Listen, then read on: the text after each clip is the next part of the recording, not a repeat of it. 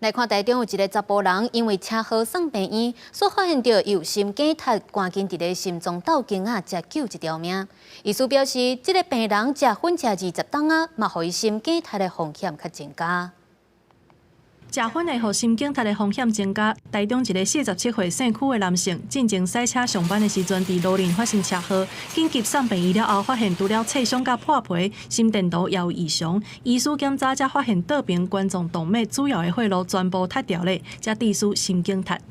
病人是没有所谓的家族病史，那以前的抽血检验，他的胆固醇其实也不高，那但是呢，他的烟龄超过20年。 那由此判断，应该是一个长期抽烟导致的血管动脉硬化。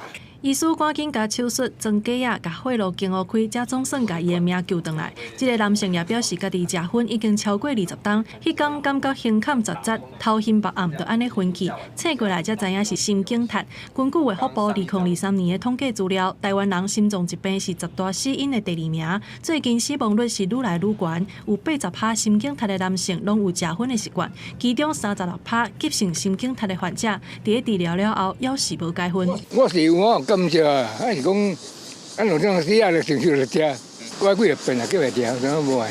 肺炎啊，对，还有一些癌症的诱发啊，都是一些风险。对，所以会尽量少接触啦。对。